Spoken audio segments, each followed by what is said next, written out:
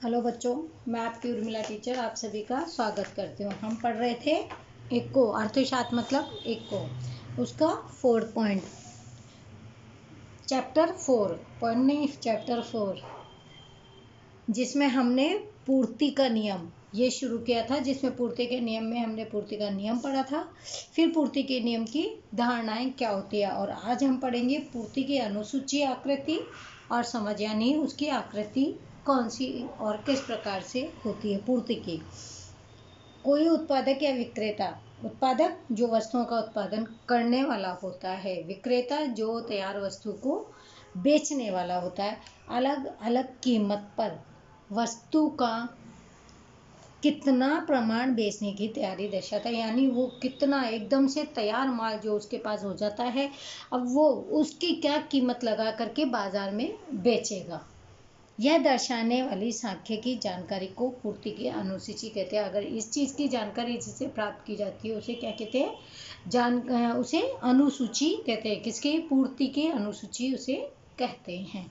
एक काल्पनिक अनुसूची, काल्पनिक मतलब अनुमान, सोचने के लिए, ऐसा नहीं एग्जैक्ट नहीं होती है, कल्पना की जाती है। उसके लिए अनुसूची के द्वारा इस विषय को सरलता से समझा जा सकता है। एक कल्पना कर लो कि कोई चीज़ इतने की है, वो इतने में बिक रही है, पूर्ति हो रही है, ऐसे कल्पना की जा सकती है। तो उससे क्या होगा, हमको जो हम आकृति जो समझेंगे वो हमारे लिए एकदम आसान हो जाएगी। माना कोई उत्पादक या विक्रेता एक माह के दौरान, यानी कोई भी उत्पादक हो या बेचने वाला हो, एक महीने के दौरान अलग अलग कीमत पर, यानी कीमत अलग अलग है, महीना एक ही है, एक महीने के अंदर, जैसे आज अलग, कल अलग, परसों अलग, ऐसे अलग अलग कीमत पर उसका प्रमाण बेचने की तैयारी दर्शाता है। या मेरे पास जैसे मान लीजिए कोई वस्तु है, उसके आज मैं अलग कीमत लगा करके वो वस्तु बेचती हूँ, कल मैं उसी वस्तु को कल दूसरी कीमत में बेचूंगी, परसों उसी वस्तु को मैं तीसरी कीमत पे बेचती हूँ, यह दर्शाना, जिसे एक काल्पनिक अनुसूची के आधार पर दर्शाया गया है। ये एक कल्पना है कि आज मैंने 50 की बेची, कल मैं 60 की बेचूँ, परसों मैं 70 की बेचूँ, ऐसे ये इसको एक अनुसूची के द्वारा दर्शाया गया है। ये एक आकृति है। सेव की प्रति, ये कल्पना है, सेव की प्रति किलो कीमत, यानी एक किलो सेव की कीमत है 50 रुपये। पूर्ति कितनी हो रही? 200 किलो की उसकी पूर्ति हो रही है, यानी 50 रुपये जब सेव की कीमत होगी तो पूर्ति होगी 200 सेव की। जब कीमत बढ़कर के 60 हो जाती है तो पूर्ति भी बढ़ जाती है। जैसे कि हमने पहले इधर पढ़ा भी था कि जैसे जैसे वस्तु की कीमत बढ़ती है वैसे वैसे पूर्ति को भी बढ़ाया जाता है। कारण कि वो जो चीज़ महंगी होती है तो उत्पादन ज़्यादा किया जाता है कि हमें अधिक से अधिक लाभ मिले, क्योंकि साधन सीमित होते हैं, लेकिन अधिक उत्पादन करेंगे, अधिक बाहर वस्तुओं को निकालेंगे तो अधिक से अधिक फायदा भी हमारा ही होता है। जब 70 रुपये उस सेव की कीमत हो जाती है तो 600 सेव बिकती है। 880 रुपये हो जाती है तो 800, और 90 रुपये जब उसकी कीमत हो जाती है तो 1000 उसकी सेवों की बिक्री होती है। यानी पूर्ति कितनी करेगा वो बाजार में? 1000 सेव की। और इसको हम एक डायग्राम के माध्यम से समझते हैं। इधर आएगी हमारी O X Y, सबसे पहले ये, उसके बाद इस साइड में O Y पर हमने लिखा, ये उधर रेखा भी बोलते हैं इसको, ये होती इधर सेव की कीमत, यानी सेव की कीमत क्या है, और इधर हमारे सेव की पूर्ति किलो में, पूर्ति किस में हो रही है हमारी? किलोग्राम में। किसकी? सेव की। तो ये हमारे क्या था, ये तो हम कल्पना है, आप अपने मन से भी कोई भी ये आंकड़े रख सकते हो। तो अभी हमारा क्या है, ये 50 से लेके 90 तक, तो हम यहाँ पे क्या करेंगे, आप 20, 40, 60, 80, 100 ये भी कर सकते हो, या फिर 50, 10, 20, 30, 40, 50, 60 ये भी आप कर सकते हो, जैसे आपको सही लगे आप उसमें कर सकते हो। 10, 20, 30, 40, 50, 60, 70, 80, ये 90 और ये हो गए 100। अब नीचे आंकड़े हमारे लास्ट में है 1000, तो कितने से 200। अब 100 करेंगे तो लंबी लाइन जाएगी ना, इसलिए 200, 400, 600, 800 और ये हो गई 1000। अब कीमत हमारी इस साइड में OY पे और पूर्ति हमारी OX अक्ष पर है। तो जब हमारी एप्पल 50 रुपये की कीमत आएगी तो खरीदने वाली कितनी निकलेगी? 200 किलो एप्पल। जब कीमत 50 रुपये की है तो 200 किलो एप्पल निकलती है। जब कीमत बढ़कर के 60 हो जाती है, क्योंकि पूर्ति का नियम यही कहता है जैसे जैसे कीमत बढ़ती है वैसे वैसे पूर्ति भी बढ़ती है। जब 400 हो जाती है तो कितनी हो जाती है? 60 हो जाती है तो होती है 400। फिर कीमत बढ़कर के 70 हो गई और इधर पूर्ति भी बढ़कर के 600 हो गई। फिर कीमत हो गई 80 बढ़ कर के, तो पूर्ति भी हो गई 800। और कीमत 90 रुपये बढ़ कर के हो गई तो पूर्ति हो गई 1000। अब इसे हम ऐसे मिला देंगे और ये मिली हुई इसे हम क्या कह दें? पूर्ति रेखा, क्योंकि ये पूर्ति हो रही है, पूर्ति रेखा। ये हमारा डायग्राम।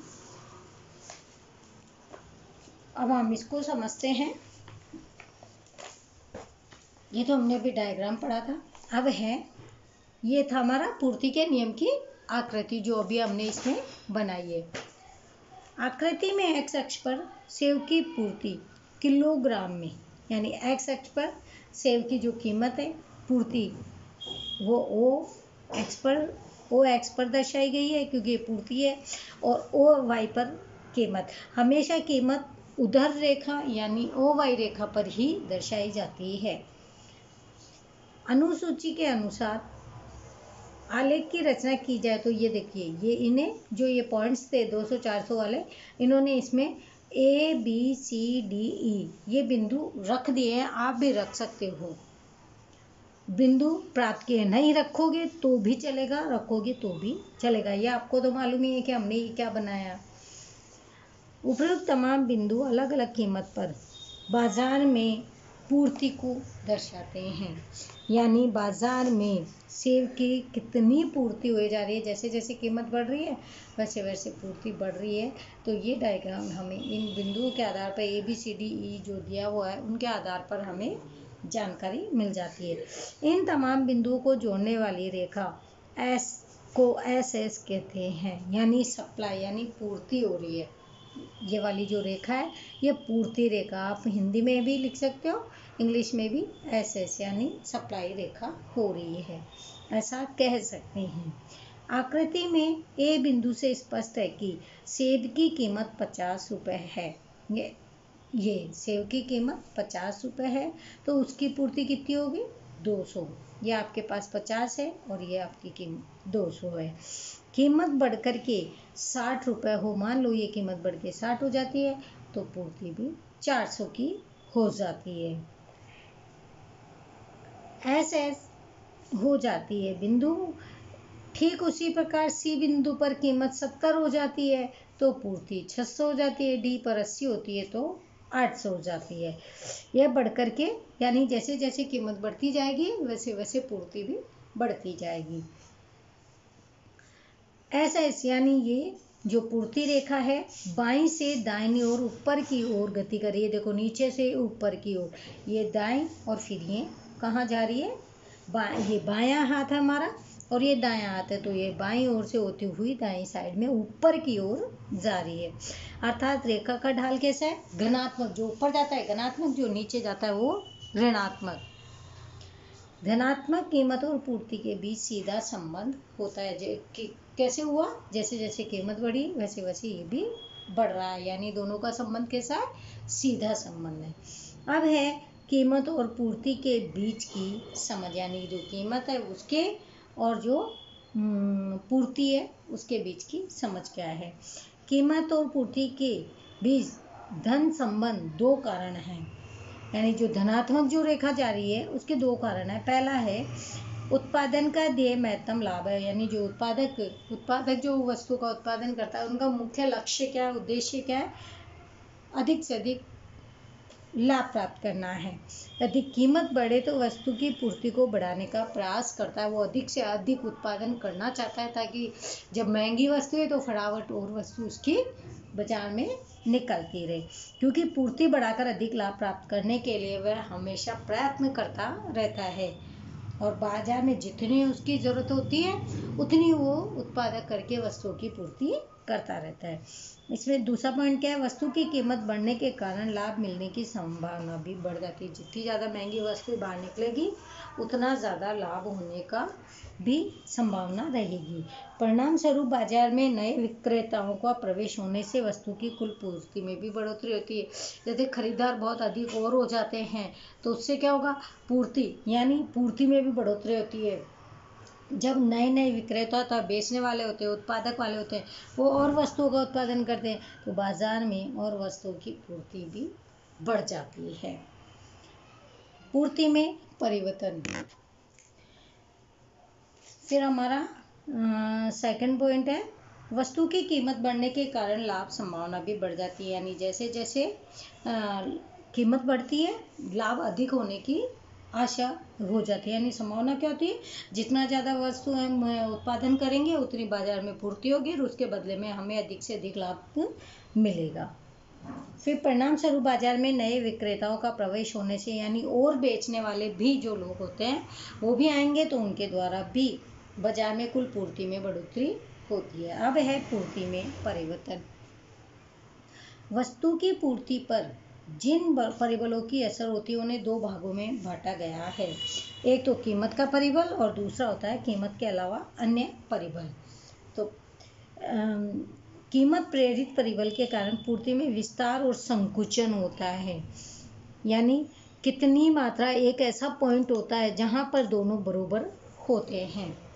जबकि अन्य परिबल प्रेरित परिबलों के कारण पूर्ति में वृद्धि और कमी होती है। पूर्ति में पहले हम पढ़ेंगे विस्तार और संकुचन किस प्रकार से होता है। विस्तार यानी बढ़ता रहता है, संकुचन यानी कम कैसे होता है। अन्य परिबल जैसे कि उत्पादन के साधन के भाव, यानी जो भी उत्पादन में जो साधन लगाए गए उनके भाव, उत्पादन में जो किया गया खर्चा, वो उत्पादन पद्धति यानी किस प्रकार से वस्तु का उत्पादन किया गया है, अन्य वस्तुओं के भाव, अब और जो वस्तुएं जो होती है उनकी क्या रेट है, क्या कीमत है, भविष्य की भाव संबंधी अटकलें, यानी आने वाले समय में जैसे सारा खर्चा वर्चा किया जाता है तो आने वाले समय में उनके क्या भाव रहेंगे, इन सब के कारण। और सरकार की नीति, अब गवर्नमेंट जो नीति नियम बनाती है वो पीढ़ियों की संख्या इत्यादि स्थिर रहती है। जैसे जो व्यापारी जो लोग हैं जितने हैं उतने स्थिर रहते हैं। तो किसी निश्चित वस्तु की कीमत में परिवर्तन करें, फिर भी अगर मान लो कोई भी वस्तु है उसकी निश्चित वस्तु जो भी है उसमें कीमत में बदलाव करे तो उसकी पूर्ति पर असर देखने को मिलता है। अगर कम और ज़्यादा अगर वस्तु की कीमत कर देते हैं तो पूर्ति पर भी असर होता है। वस्तु की कीमत बढ़ने पर पूर्ति में जो बढ़ोतरी होती है उसे पूर्ति में विस्तार कहते हैं। यानी जितनी ज़्यादा कीमत होती है उतनी ज़्यादा पूर्ति भी बढ़ती है तो उसे क्या कहेंगे, पूर्ति में विस्तार, यानी अधिक पूर्ति हो रही है।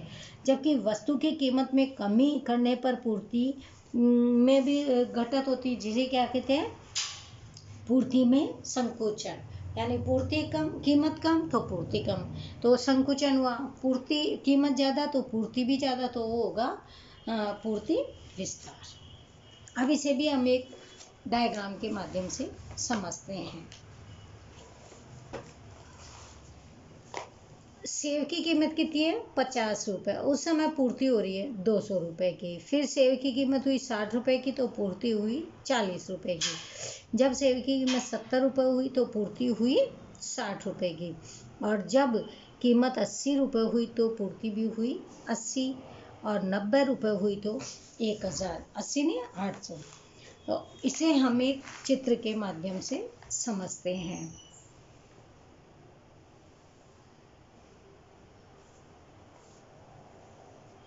यहाँ हमारी कीमत OYX पर और OX पर हमारी पूर्ति किसकी, सेव की। तो इधर हमारा 10, 20, 30, 40, 50, 60, 70, 80, 90 और ये हमारा 100। और इधर 200, 400, 600, 800 और ये हमारा 1000। तो हमारी क्या थी सेब की कीमत, जैसे हमने ऊपर चित्र बनाया ही है ना, सेम वही है, डायग्राम तो वही है। उसी में मैं बता देती हूँ आपको, इसी वाले चित्र में नया चित्र बनाने के बजाय इसमें क्या है कि चलो नया ही बनाते हैं हम, कहीं आप कंफ्यूज हो जाओगे। अगर सेब की कीमत 50 रुपये है तो हमारी उस समय पूर्ति हो रही थी 200 की। फिर सेब की कीमत बढ़ कर के जब 60 हो जाती है तो पूर्ति भी बढ़ कर के 400 हो जाती है। जब सेब की कीमत 70 हो जाती है तो पूर्ति बढ़ कर के 600 हो जाती है। कीमत 80 हो जाती है तो पूर्ति हमारी 800, और कीमत हमारी अगर मान लीजिए 90 हो जाती है तो पूर्ति हमारी होती है 1000। ये अब इसमें क्या है कि ये हमारी जो हो रही है पूर्ति में संकुचन, यानी धीरे धीरे धीरे धीरे पूर्ति यहाँ बढ़ रही है, और फिर यहाँ से हो रहा है पूर्ति में विस्तार, यानी बहुत ज़्यादा पूर्ति हो रही है। ये बीच में इसलिए लिया है क्योंकि इन दोनों के बीच का पॉइंट ये वाला है, इसलिए इधर पूर्ति में संकुचन और उधर पूर्ति में विस्तार। पूर्ति में विस्तार यानी ज़्यादा पूर्ति हो रही है, इधर पूर्ति तो हो रही है लेकिन कम हो रही है। जैसे जैसे कीमत बढ़ती है पूर्ति बढ़ रही है, यानी पूर्ति का विस्तार कीमत के अनुसार हो रहा है। अब इसको समझ लीजिए। आकृति में x अक्ष पर वस्तु की, y अक्ष पर वस्तु की कीमत, यानी x पर वस्तु की पूर्ति, y पर वस्तु की कीमत दर्शाए। वस्तु की कीमत 70 रुपये है, मान लीजिए 70 है, तो पूर्ति उस समय कितनी होगी 600 की होगी। ये देखिए 600 की होती है। वस्तु की कीमत 70 से बढ़कर 90 हो जाती है तो पूर्ति भी बढ़ कर के 1000 हो जाती है। यानी जो हमने ए, बी और सी ये 3 पॉइंट जो दिए हैं वो सिर्फ इसलिए कि आपको इधर से वस्तु पूर्ति में संकुचन, उधर से पूर्ति में विस्तार ये दर्शाया गया है। ए बिंदु से सी बिंदु की ओर गति पूर्ति में विस्तार दर्शाती है, किंतु ए बिंदु से बी बिंदु की ओर गति पूर्ति में संकुचन दर्शाती है। ए से बी इधर पूर्ति में संकुचन और इधर से पूर्ति में, ए से सी पूर्ति में विस्तार को यह हमें बता रही है। क्योंकि वस्तु की कीमत 70 रुपये से घट करके 50 हो जाती है, तब पीढ़ी के द्वारा वस्तु की पूर्ति भी घट करके, देखो ये जैसे इस समय कितनी थी 70 थी, 70 से कम होकर 50 हो गई तो पूर्ति भी कम हो गई, यानी पूर्ति में संकुचन हुआ कीमत कम होने से, और इधर कीमत ज़्यादा होने से पूर्ति में विस्तार हुआ, ऐसा बताया गया है। और अब है पूर्ति में वृद्धि और कमी, यानी किस प्रकार से पूर्ति में वृद्धि होती है और किस प्रकार से कमी होती है। कीमत के अलावा अन्य परिबलों में से कोई भी एक अथवा एक से अधिक परिबल परिवर्तन करने से वस्तु की पूर्ति में जो परिवर्तन होता है उसे पूर्ति में वृद्धि या फिर पूर्ति की कमी कहते हैं। कीमत के अलावा अन्य परिबल में कोई भी एक अथवा एक से अधिक परिबलों में, यानी जो भी उत्पादन में साधन काम में लिए जा रहे हैं, अगर किसी चीज़ में कोई बदलाव हो जाता है तो उसके अनुसार क्या होता है पूर्ति में वृद्धि और कमी हो जाती है, और परिवर्तन जो भी होता है उसे ही पूर्ति वृद्धि और कमी कहते हैं। यदि उत्पादन के साधनों के भाव घटे, यानी जो भी उत्पादन में जो भी साधन लगाए गए हैं उनके भाव अगर कम हो जाते हैं तो उत्पादन खर्चा घट जाता है।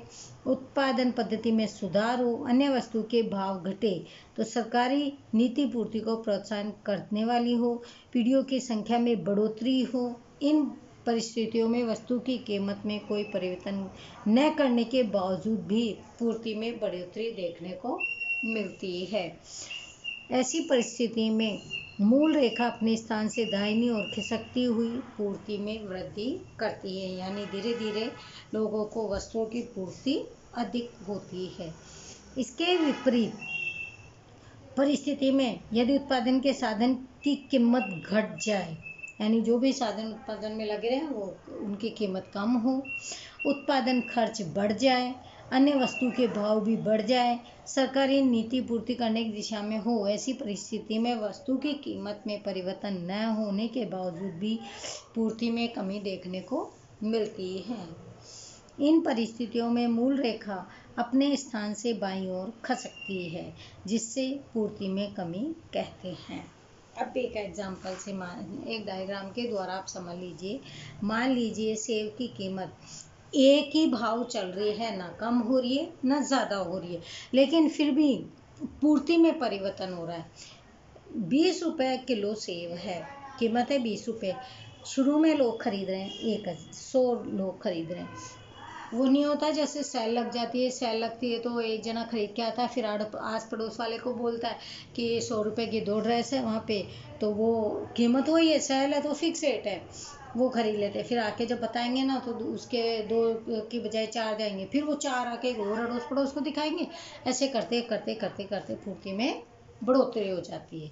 इसको हम एक डायग्राम से समझेंगे कि कीमत 20 रुपये है तो सेब की पूर्ति होती है 100, फिर 20 है तो बढ़ गई 200, फिर वही कीमत वही है, कीमत ना कम हो रही ना ज़्यादा हो रही, लेकिन पूर्ति में बढ़ोतरी हो रही है। इसे एक हम डायग्राम के माध्यम से समझते हैं। O, X and Y। कीमत हमारी वैसे 20 ही है, तो आप यहाँ पे 10, 20 भी कर सकते हो, और ऊपर बढ़ाना चाहो तो बढ़ा लो, बस वैसे तो इतना ही है। इधर ज़रूर है तो इधर ही कितने 1 2 3 4 5 यानी, तो इधर भी कर लो 50 तक, 50। अब इधर कितने हैं, और स्टार्टिंग में 0 ज़रूर करना।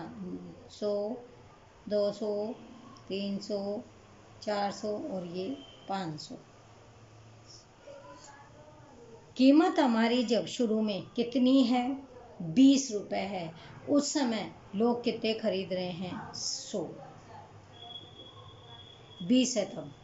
फिर कीमत तो वही है, आके अड़ोस पड़ोस वालों को, इधर उधर वालों को जब कहेंगे तो वो खरीदने चल जाएंगे, लो ये पूर्ति फिर बढ़ गई। कीमत वही है लेकिन वो और किसी को बोलते रहेंगे तो फिर कीमत बढ़ गई, यानी फिर वहाँ पूर्ति 300 की हो गई। फिर वो आकर के बोलेंगे कि उतने में है, वो सेल लग रही है, लोग और ज़्यादा आएंगे और पूर्ति होती रहेगी। ऐसे करते करते हमारी कीमत तो वही रहती है, लेकिन हमारी पूर्ति बढ़ती जाती है। अब ये देखिए, ये मेन पॉइंट जहाँ पर इधर पूर्ति तो हो रही है लेकिन पूर्ति कम हो रही है, क्योंकि लोग देखो धीरे धीरे खरीदेंगे, बढ़ेंगे तो बाद में ना, तो शुरू में क्या होगा, पूर्ति में कमी, और इधर क्या होगा, पूर्ति में वृद्धि, क्योंकि धीरे धीरे पूर्ति ज़्यादा हो रही है।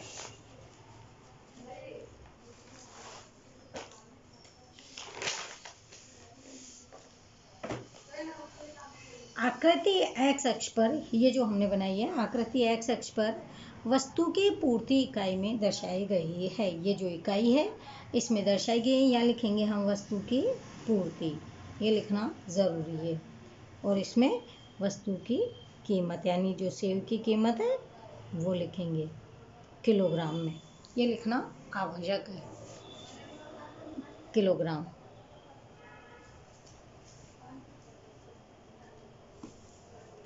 और y अक्ष पर क्या लगाया गया है, कीमत, वस्तु की कीमत को y अक्ष पर दर्शाया गया है, जो हम अपने डायग्राम में बनाए हैं। वस्तु की प्रति इकाई कीमत 20 रुपये, यानी जो भी इकाई है उसकी कीमत कितनी है, 20 रुपये।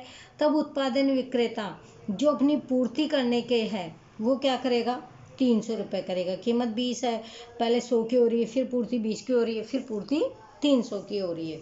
पूर्ति बेचने के लिए तैयार था, यानी कीमत 20 रुपये थी, लेकिन वो पूर्ति कितनी बेच रहा है, 300 पूर्ति करने की तैयारी में था। यहाँ कीमत क्या है, एक फिक्स है, यानी स्थिर कीमत होती है, जैसे 20 रुपये, यहाँ पर कीमत फिक्स की हुई है। पूर्ति को प्रभावित करने वाले अन्य परिबलों में इस तरह से परिवर्तन होता है कि वस्तु की पूर्ति 300 किलो से बढ़कर के 400 हो जाती है। तब उत्पादन या विक्रेता पूर्ति रेखा के सी बिंदु पर पहुंचते हैं। ये बिंदु आप इसमें डाल सकते हो, ए बी सी डी और ई, ये बिंदु। तो कहाँ से कहाँ पहुंच रहा है, जब वहाँ से वो 400 तक से 300 तक पहुंच रहा है। बढ़कर के 300 से बढ़कर के अब 400 हो जाती है, तब उत्पादक विक्रेता क्या करता है, सी बिंदु पर पहुंच जाता है। ए से सी, ये ए बिंदु, ये सी बिंदु से गति में क्या हो रहा है, पूर्ति में वृद्धि हो रही है। देखो पूर्ति धीरे धीरे बढ़ रही है, पहले 100 फिर 200 फिर 300, धीरे धीरे बढ़ रही है। किंतु पूर्ति को असर करने वाले अन्य परिबल में परिवर्तन इस प्रकार से हो कि वस्तु की पूर्ति 300 से घटकर, अब ये 300 थी, पहले ये कम भी थी, तो पूर्ति घट करके 100 भी हो सकती है, यानी 100 200 ये भी हो रही है। अगर सामान में या किसी में कोई प्रॉब्लम हो जाती है, समस्या आ जाती है उत्पादन वगैरह के साधन वगैरह में, उत्पादन में या सरकार के नीति नियमों में, तो ये पूर्ति कम भी हो जाती है। और अगर कुछ भी परिवर्तन नहीं होता, स्थिर रहती है, तो पूर्ति में वृद्धि होती है। अर्थात उत्पादन या विक्रेता रेखा SS, ये जो SS रेखा है, सप्लाई रेखा, पूर्ति रेखा के बिंदु पर पहुंचती है। इस प्रकार बिंदु A से B की गति पूर्ति में कमी का निर्देश करती है। ये A से B कमी का है, और जबकि C से D और E ये कौन सी रेखा, ये बढ़ती हुई रेखा है। यानी कि जैसे जैसे वस्तु की कीमत बढ़ती है, वह कीमत स्थिर है, तो भी पूर्ति में वृद्धि हो रही है। इसमें आपको कंफ्यूज नहीं होना है, क्योंकि इसमें मैंने ये भी बताया आपको कि जैसे जैसे वस्तु की कीमत बढ़ती जाती है, तो आप बोलोगे वस्तु की कीमत महंगी हो जाती तो लोग सस्ती खरीदेंगे। लोग तो सस्ती खरीद लेंगे, लेकिन जो व्यवसायिक है, जो उत्पादक करता है, उनके फ़ायदा हो जाता है कि जैसे महंगी वस्तु होती है तो उत्पादन में तो उनको कोई फेरबदल करना ही नहीं रहता। बस उनको करना क्या है कि उत्पादन ज़्यादा करना है। ऐसा तो है ही नहीं कि दूसरा कोई नया मशीन लगा लेंगे, कुछ कर लेंगे, नहीं। जो उनके पास जो स्थिर साधन है, जो उनके श्रमिक है, जिनको जितना वेतन देना वो देंगे, उसके अनुसार वो क्या करेंगे कि अपना जो उत्पादन है उसको अधिक बढ़ाएंगे। अधिक इसलिए बढ़ाएंगे कि अधिक से अधिक सामने पूर्ति की जा सके बाजार में। बाजार में जब पूर्ति अधिक होगी तो उन्हें पता है कि ज़्यादा से ज़्यादा माल बाहर निकालेंगे तो उसका फ़ायदा हमें ही होने वाला है। यानी अधिक से अधिक लाभ प्रोत्साहित करने के लिए वो पूर्ति को बढ़ाते हैं। लेकिन आप इसमें ये कंफ्यूज मत होना कि महंगी वस्तुएं लोग कम खरीदते हैं, लोगों से फ़र्क नहीं पड़ता। उन्हें अपने सामान को बाहर निकालना है, लोगों की पूर्ति करना है। लोग कितना ले रहे हैं वो उन पर डिपेंड नहीं करता, उनको सिर्फ मार्केट में अपना अधिक से अधिक सामान निकालना है। और ये होता है पूर्ति के नियम में, ये होता है। क्योंकि इसमें आप कंफ्यूज होने वाले हो, क्योंकि इसी में मैंने ये भी बताया था आपको कि जैसे जैसे वस्तु की कीमत बढ़ती जाती है, लोगों की मांग कम होती जाती है। जैसे जैसे कीमत कम होती जाएगी, लोग अधिक से अधिक माल खरीदने लग जाएंगे। लेकिन जो पूर्ति का नियम है वो एक अपवाद वाला नियम होता है। इसमें ऐसा ही है इस पूर्ति के नियम में कि कीमत अगर बढ़ती है वस्तु की, तो उत्पादक या विक्रेता अधिक से अधिक साधनों के द्वारा अपने माल को बढ़ाने की कोशिश करते हैं, उत्पादन ज़्यादा करने की कोशिश करते हैं, जिससे वो यानी बाजार में लोगों की बाजार की पूर्ति अधिक से अधिक कर सके और उनका फ़ायदा उठा सके, यानी अधिक से अधिक महत्तम लाभ प्राप्त कर सके। अब कंफ्यूज मत होना, मैंने वापस से आपको ये रिपीट किया है। फिर भी कंफ्यूज हो तो आप हमें कॉल करके पूछ सकते हो। तो आज का लेक्चर हम यहीं पे रोकते हैं, क्योंकि आज हमने काफ़ी सारे डायग्राम कर लिए, फिर आप कंफ्यूज हो जाओगे। आज हमने ये पूर्ति वाला पूर्ति के नियम वाला डायग्राम कर लिया, फिर पूर्ति में विस्तार यानी बढ़ रही कब है, पूर्ति कम कब हो रही है, ये किया। और हमने फिर पूर्ति में वृद्धि और पूर्ति में कमी किया जब हमारी कीमत स्थिर होती है तब। यानी हमने ये तीनों डायग्राम किए हैं, आकृतियाँ की है, और इसी के कारण अब आप इनको बैठ करके तीनों को अच्छे से ध्यान से पढ़ना, समझना। तो आज का लेक्चर हम यहीं पे रोकते हैं। आगे का लेक्चर हम कंटिन्यू करेंगे कल। इसमें आपको कोई प्रॉब्लम हो तो आप हमें कॉल करके पूछ सकते हो। Okay, thank you everyone, bye बच्चों। अगर कोई भी प्रॉब्लम हो तो प्लीज़ आप कॉल करके हमसे पूछ लेना। ये हमारा सब्जेक्ट इको था। Okay, bye everyone, thank you.